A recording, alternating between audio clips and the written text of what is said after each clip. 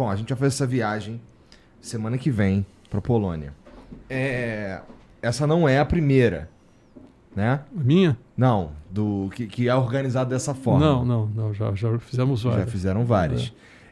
Com jornalistas é a primeira. O que vocês estavam pensando? Qual é o objetivo dessa viagem para a Polônia?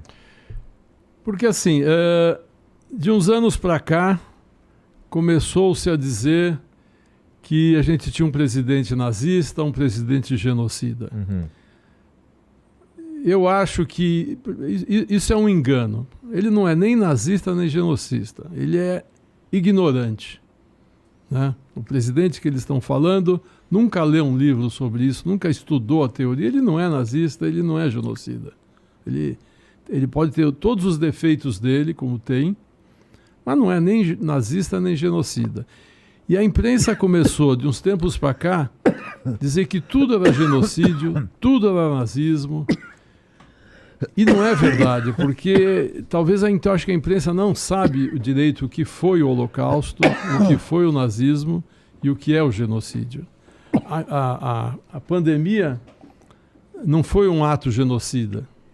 Genocídio é destruir... Bem? Não, tá tudo bem. Genocídio é destruir uma etnia. A palavra genocídio foi criada depois do Holocausto por um advogado austríaco-americano, Raphael Lemkin, que criou a palavra genocídio, que é extermínio de um povo, né? Seja ele físico ou cultural.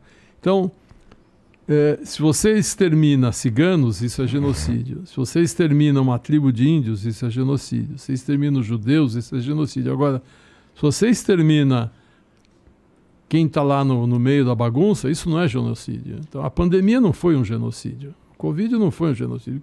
O Covid pegou negros, brancos, japoneses, espanhóis, judeus, islâmicos.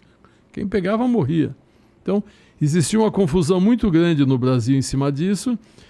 Como a gente que trabalha com o Holocausto quer preservar a memória do Holocausto, e a gente não quer que o Holocausto seja comparado com nada, porque o Holocausto não tem comparação com nada. O crime do Holocausto nunca teve igual na história, então ele não pode ser comparado. Então a gente não pode dizer, o fulano está fazendo um Holocausto. Não, ele não está fazendo um Holocausto. O Holocausto foi um assassinato organizado, planejado de maneira industrial para destruir um determinado povo. Um garoto, quando entra numa escola com uma arma e mata quem está pela frente, não é um nazista.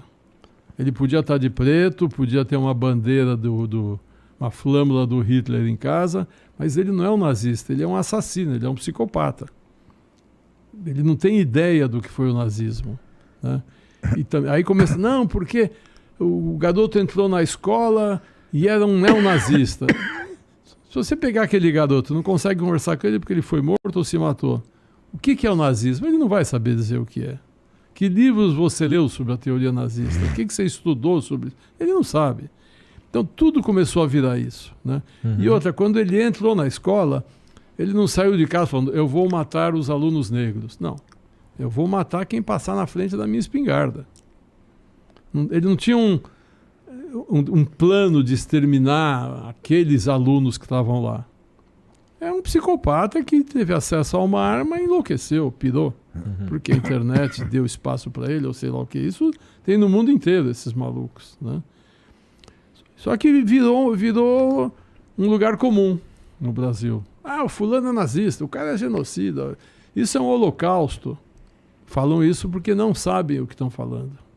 Então, quando a gente decidiu levar a imprensa, é para que isso seja comunicado de uma maneira correta. Vocês vão lá ver o que os nazistas fizeram, porque lá de fato você vê, você vai conhecer em loco o que aconteceu, vai ter noção do que é um campo de concentração, do que é um campo de extermínio, de como que foi organizado e planejado, e aí falar, realmente, o que estão fazendo aqui não é genocídio. O que estão fazendo aqui não é nazismo, é ignorância, é burrice, falta de estudo, um monte de coisa. Mas não é o que a Alemanha fez na década de 30 e 40. É completamente diferente. Entendi o objetivo.